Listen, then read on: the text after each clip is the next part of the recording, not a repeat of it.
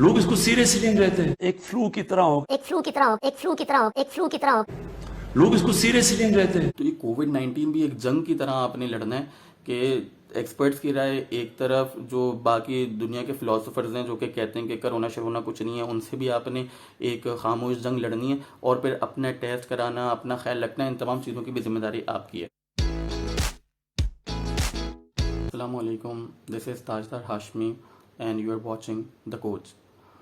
इस वक्त जो मैं आपसे बात कर रहा हूँ, I am diagnosed with corona virus. मेरा कोविड-19 का जो टेस्ट है वो पॉजिटिव आया है and I am fighting this disease. और मैंने सोचा कि क्यों ना उन लोगों के लिए कुछ काम किया जाए जो कि आने वाले वक्तों में कोविड-19 से अफेक्ट होने वाले हैं, क्योंकि जिस माहौल में हम रह रहे हैं, उनके साथ हम वक्त गुजार रहे हैं, उनके साथ कोविड-19 से बचना मुश्किल ही नहीं, नामुमकिन है। मेरी इस वक्त तबीयत थोड़ी बेहतर है, बात करने के काबिल हूँ, सांस नहीं टूट रही, वरना रात को रात को ऐसा वक्त भी आ जाता है कि सांस नहीं ली जा रही होती। ये एक ऐसा वायरस है जिससे बचने के लिए आपके पास डिफेंस स्ट्रेटजी हर वक्त मौजूद होनी चाहिए। सबसे पहला सवाल वो ये है कि हम कोरोना वायरस से कोविड-19 से कैसे बच सकते हैं। हमारे इर्द गिर्द बहुत सारे एक्सपर्ट्स घूम रहे हैं जो कि आज भी हमसे ये बातें कहते हैं कि यार ये कोरोना शरोना कुछ नहीं होता, ये कोरोना वायरस कुछ नहीं है, ये नज़ला ज़ुकाम है, ये ज़रा सुनिएगा। आपको अगर कोरोना वायरस होता है तो आपको कोई एक फ्लू की तरह होगा, चंद दिनों के बाद आप ठीक हो जाएंगे। एक फ्लू की तरह होगा, एक फ्लू की तरह होगा। कोरोना वायरस से बचने के लिए जो पहली डिफेंस स्ट्रेटजी आपने बनानी है वो ये है कि आप ऐसे लोगों से बचें, ऐसे एक्सपर्ट से मोहतात रहें, इनकी बात सुने ज़रूर मगर अपनी केयर करें। क्यों? अगर आप अफेक्टेड हैं, अगर आपको वायरस लग चुका है, तो ये आपको इमीडिएटली पता नहीं चलेगा, ये आपको पता लगेगा 4 से 5 दिन बाद। 4 से 5 दिन तक आपके जिस्म में वायरस है मौजूद और आप उसके पोटेंशियल कैरियर हैं, मगर चूंकि कोई भी सिम्टम जाहिर नहीं हुआ है तो आप बेपनाह लोगों से मिलेंगे, बेएहतियाती करेंगे। ये एक बड़ी नेचुरल सी चीज़ है कि आप बेएहतियाती करेंगे, क्योंकि आपको भी लग रहा है कि भाई आप नॉर्मल हैं, आपको ना बुखार है, ना आपको खांसी हो रही है, ना ड्राई कफ है, कुछ भी नहीं है, बोलने में भी कोई परेशानी नहीं है।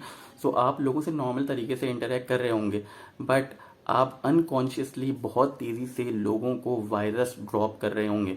और जब आपको वायरस डिटेक्ट होगा, जब वो अपने सिम्टम्स शो करना शुरू करेगा, उस वक्त शायद 6वां या 7वां दिन होगा कि जब आपको वायरस लगा था। सो इन 5 से 6 दिन में या 7 दिन में आप पोटेंशियली 20 से 25 लोगों को वायरस ट्रांसफ़र कर चुके होंगे, depending upon the frequency of your interactions with other people around you. दूसरी अहम चीज़, आपने कोविड-19 का टेस्ट कब करवाना है। ऐसे कौन से सिम्टम्स होंगे कि उनके नज़र आने के बाद अब आपने कहना है यार अब मैं कोविड-19 का टेस्ट करवा रहा हूँ। इसमें भी आपने एक बात का ख्याल रखना है कि you have to be the decision maker. आपने किसी दूसरे से राय नहीं लेनी कि यार मुझे 102 या 104 बुखार हो गया, अब मुझे कोविड-19 का टेस्ट करवाना चाहिए। ऐसा बिल्कुल भी नहीं है। मुझे कोविड-19 के सिम्टम्स जो है इतने एक्सप्रेसिवली नहीं नज़र आ रहे थे, बट जिस प्रोफेशन में मैं हूँ, मेरा काम, मेरी जॉब ये डिमांड करती है कि मैं बहुत ज़्यादा लोगों से इंटरेक्ट करूं, बहुत ज़्यादा लोगों से मिलूं।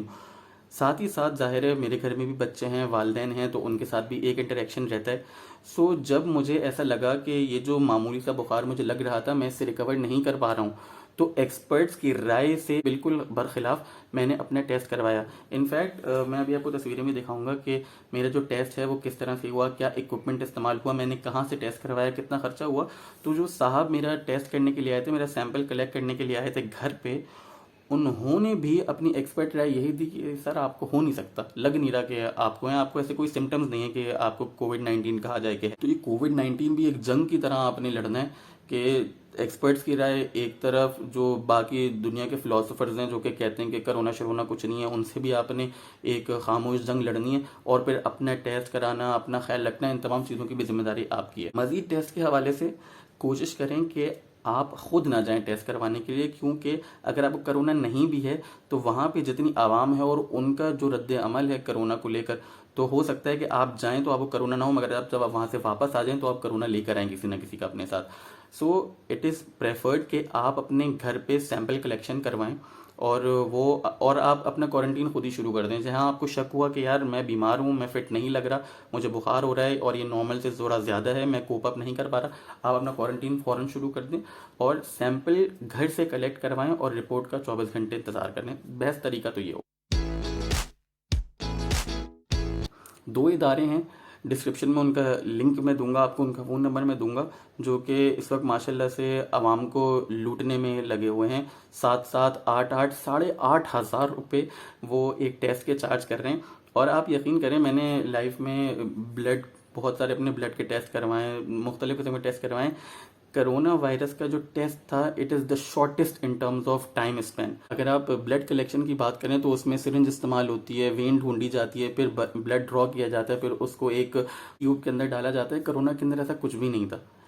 एक स्टिक थी, जो कि मैं आपको इसकी तस्वीर दिखा रहा हूँ, एक स्टिक थी, उसको नाक के अंदर घुसेड़ कर एक सैंपल कलेक्ट किया जाता है and it takes hardly 2 seconds. और इन 2 सेकेंड्स के आपने कोई 7.5, 8, 8.5, आप जितना लुटने के लिए तैयार हैं उतने पैसे आपने देने।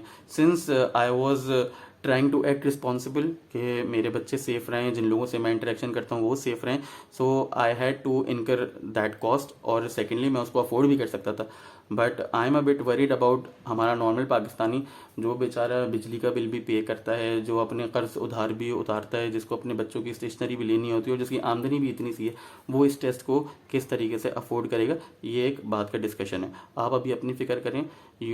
अगर आपको टेस्ट करवाना है सो इस चीज़ के लिए तैयार हैं। वैसे जमात इस्लामी का मैं नाम लूँगा, उनका मैंने सुना है कि their test is relatively cheaper, but वो चीप होने के बाद भी आधी रकम का है। आई स्टिल कांट अंडरस्टैंड कि इतना चार्ज किस चीज़ के लिए कर रहे हैं। खैर, अब आप फंस गए तो यू हैव टू पे फॉर इट।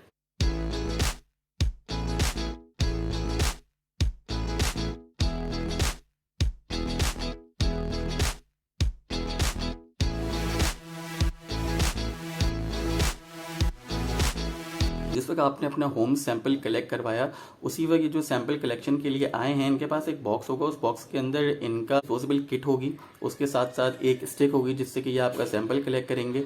और उसके अलावा इनके पास एक अदद फॉर्म होगा गवर्नमेंट ऑफ पाकिस्तान का, जिसमें ये आपकी detail such as your full name, your CNIC number, इस तरह की डिटेल्स लेंगे, ताकि शायद एक किसी रिकॉर्ड में आके आपका नाम महफूज हो जाए। शायद इससे वो रिपोर्ट जनरेट होती है जिससे पता चलता है कि पाकिस्तान में कोरोना के किसी पॉइंट पर कितने एक्टिव केसेस हैं, कि अब आपको कोविड का टेस्ट करवा लेना चाहिए। देखिए, मैंने आपको बताया कि आपको पहले होगा बुखार, उस बुखार से आपका जिस्म टूटना शुरू होगा और जिस्म टूटने की वजह से आपको कुछ घंटों बाद ऐसा महसूस होगा कि जैसे किसी ने आपके जिस्म से ताकत निकाल ली है। ना आप उठकर खड़े हो सकते हैं, ना आप चल फिर सकते हैं, और अगर आप चलने फिरने की कोशिश भी करेंगे तो आपको इतना शदीद चक्कर आएगा कि आप उस मूवमेंट को सस्टेन नहीं कर सकेंगे और वहीं पर बैठ जाएंगे जहां से कि आप खड़े हुए थे। अगर इस तरह की कंडीशन तकरीबन 6 से 7 घंटे तक रहती है, तो फिर अब आपको डिसीजन ले लेना चाहिए और आपको अपना कोविड-19 का टेस्ट करवाना चाहिए। अच्छा जी, अब टेस्ट का रिजल्ट तो तकरीबन 24 घंटे बाद आएगा, मगर 24 घंटे में ही अब कोविड अपने मज़ीद सिम्टम्स जो है वो शो करना शुरू कर देगा। इन मज़ीद सिम्टम्स के अंदर जो सबसे ख़तरनाक चीज़ है वो है शदीद खुश्क खांसी, एक्सट्रीम ड्राई कफ। ये खांसी जो है इतनी दर्दनाक और तकलीफदेह होगी और ये इतनी तवातुर से, इतनी रिपीटेटिवली आपको बार बार आएगी कि चंद घंटों में आपका जो पूरा रिब केज है ना, ऐसा लगेगा कि इसकी हड्डियां जो है ना तकलीफ के बाइस टूटने वाली हैं। और ये पेन आपको अपनी बैक के पीछे तक महसूस होगा, इतना स्ट्रॉन्ग कफ वो होगा।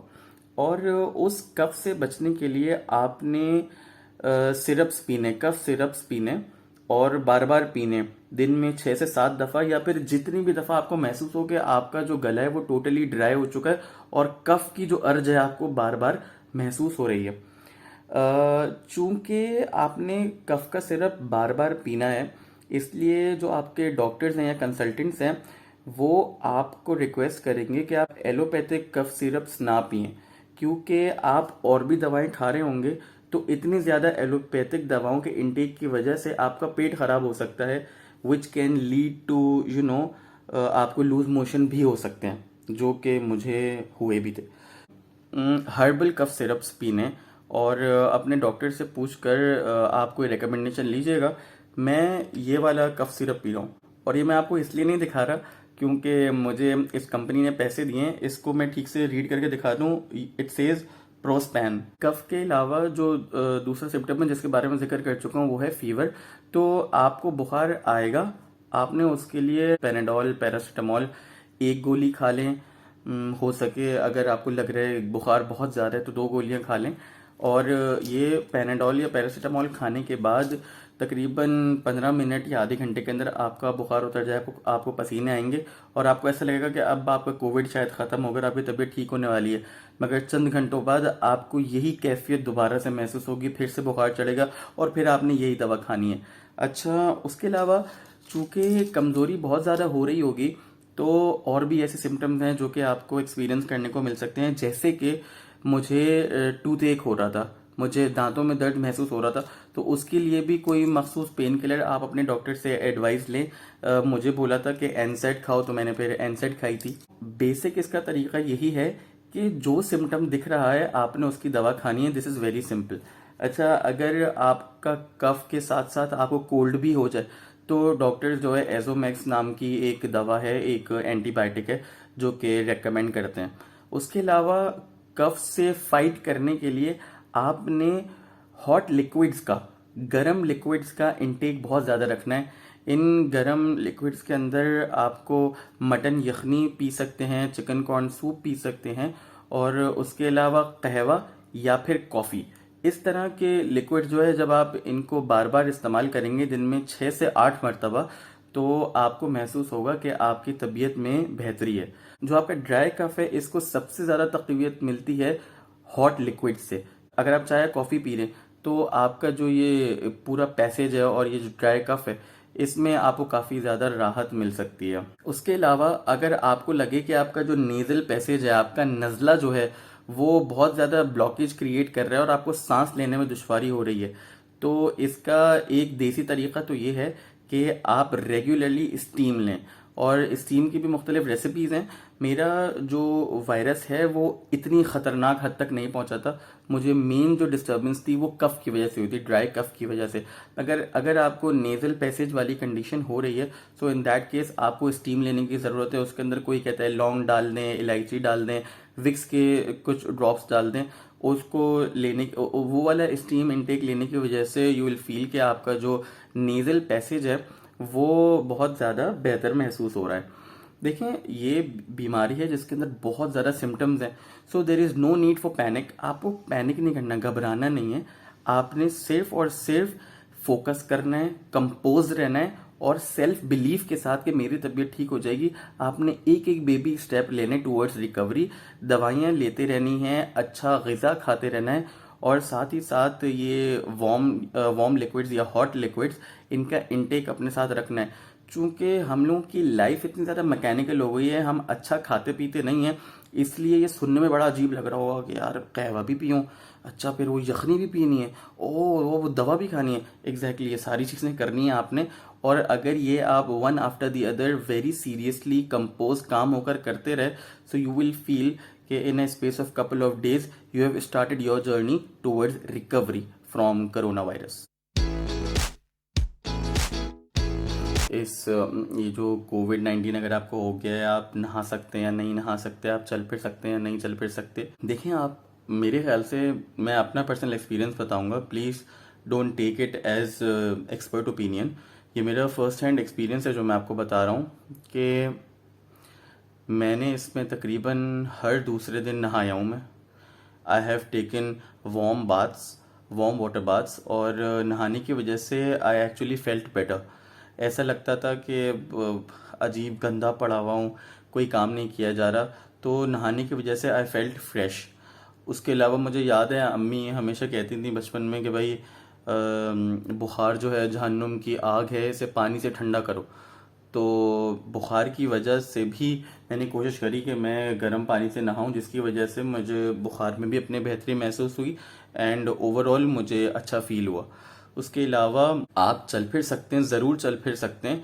आप ग्लव्स पहने और कोशिश करें कि चलने फिरने के दौरान जितना कम अपने आसपास की चीज़ों को टच करें उतना बेहतर है। और आइसोलेशन मींस आइसोलेशन, यानी बच्चे अगर सेम घर में भी हैं तो आपने उनके साथ इंटरेक्ट नहीं करना फिजिकली। वाइफ की भी आप जान छोड़ दें तो बेहतर है, अगर बेहतर नहीं है बल्कि वाइफ की आप जान छोड़ दें ड्यूरिंग कोविड, अगर वो आपसे इन्फेक्टेड नहीं है। और अगर इन्फेक्टेड हैं तब भी उनको सेपरेटली आप ये क्वारंटाइन करवाएं और ख़ुद अलग से करें। ऑक्सीमीटर एक चीज़ होती है, एक डिवाइस होती है, मेरे पास थी मगर मुझे उसका इस्तेमाल नहीं हुआ, मेरी वो नौबत नहीं आई, मेरी वो स्टेज नहीं आई कोविड के अंदर जिसमें you have to monitor your body blood oxygen level, कि आपके ब्लड में कितना ऑक्सीजन है। उसको कहते हैं कि उसकी reading should not drop below 95, यानी 94 93 ना हो। अगर वो अलार्मिंग तौर पे कम हो जाए, 90 से भी पीछे चली जाए, 80s में आ जाए, तो आपको खुद महसूस होगा कि आपसे सांस नहीं लिया जाएगा, आप ऐसा लगेगा कि जैसे कि आप सफोकेट हो रहे हैं। सो इन दैट केस खुदा ना खास्ता अगर वो वाली सिचुएशन आती है तो आपको ऑक्सीजन का सिलेंडर अरेंज करना पड़ेगा। I will see to it, अगर मुझे मेरे कॉन्टैक्ट से कहीं से ऑक्सीजन सिलेंडर वाले का कहीं नंबर मिलता है जो कि घर पे ऑक्सीजन का सिलेंडर डिलीवर करते हो तो वो मैं मेंशन कर दूंगा। बट ऑनेस्टली ना ही मेरी वो स्टेज आई ना मेरा उसका कोई एक्सपीरियंस है। सो this is pretty much what I felt during my journey in this Covid infection. और अल्लाह का शुक्र है, now I am headed towards a speedy recovery. मैं अल्हम्दुलिल्लाह काफ़ी क्विकली मुझे महसूस हो रहा है कि मैं रिकवर कर रहा हूँ। So this is all that I wanted to share आप सबके साथ। आपको ऐसा लगता हो अगर कि मैं किसी तरीके से आपकी हेल्प कर सकता हूँ तो आप मुझे ज़रूर रब्ता करें through YouTube. You can ask me questions in comments. और उसके अलावा अगर खुदा न खास्ता आपकी फैमिली में किसी को होता है and you think that the individual is not recovering और डॉक्टर्स कहते हैं कि उसका प्लाज्मा ट्रांसप्लांट करना पड़ेगा, और if you are looking for a plasma donor जिसकी एंटीबॉडीज़ डेवलप हो चुकी हों, so just mention it in the comments. देखें, हो सकता है कि अल्लाह किसी से कोई नेकी का काम ले ले। लोग इसको सीरियसली नहीं लेते हैं। आम लोग समझते हैं कि ये कुछ है ही नहीं, एक ये फ्लू है।